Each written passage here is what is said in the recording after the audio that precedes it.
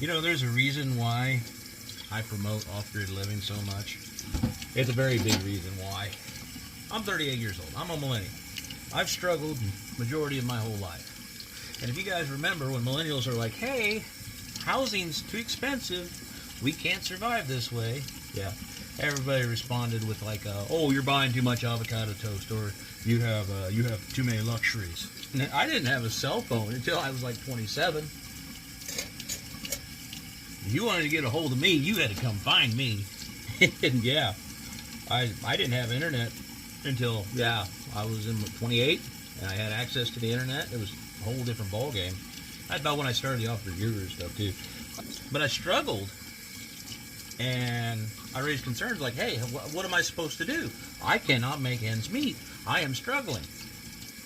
Nobody had an answer. Nobody had an answer. Like, well, you're supposed to get good. Well, at the time, 2005, 6, 7, 8, 9, 10, 11, and so on and so on. Didn't matter how good you were broke. I was broke. My dad was broke. Everybody was broke. I mean, it looked dire.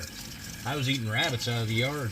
I come over for dinner one night, had my crossbow, my little $100 cheapy crossbow in the back of the truck, and I'm running around the yard chasing this rabbit. Well, not running around, but, hunting this rabbit. My stepmom comes out the back door. What are you doing? I'm like, I'm hunting a rabbit. And she sent me home with all the old food they had. She's like, this is about to go to expired, so you can have this, you can have this. Sent me home with canned goods and all that. She was shocked that I was hunting rabbits. I got pretty good at making rabbit stew. And, man, that sounds good right now. Cold day like today. Anyway. But the whole point is, if I didn't know how to hunt and fish, I was working a full-time job. If I didn't know how to hunt and fish, garden, forage some things, I wouldn't have made it. I couldn't pay rent, power bill, water bill, heat, food, groceries, and I didn't have anything left to go out. I've never seen a concert. You guys know I'm very bad on movie knowledge because I didn't go out and see movies. I feel like I was being taken advantage of.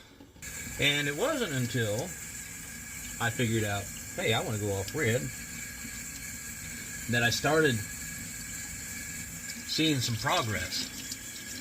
I started to get ahead. I started to, ends started to meet. The number in my bank account started to go up.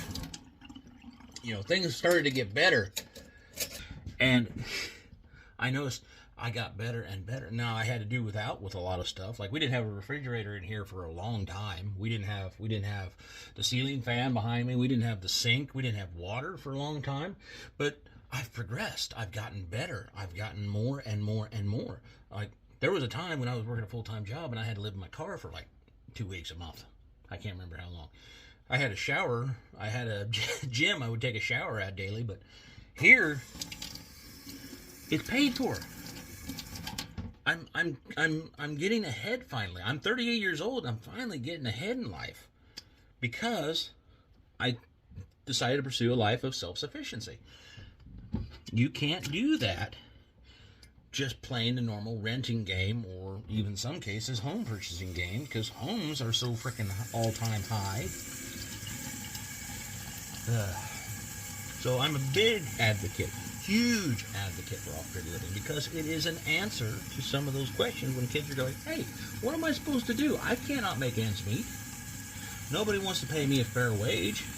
But off-grid living answered my question. It was an answer for me. It gave me where I needed to be. I mean, we had the shed in the Dad's backyard for a long time.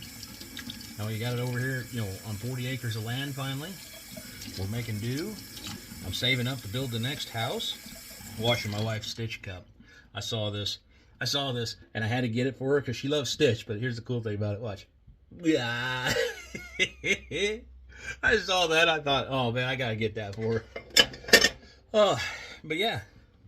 But that's where we sit. It's like I didn't get productive, and I didn't start making a way in life until I went off the grid and started becoming self-sufficient.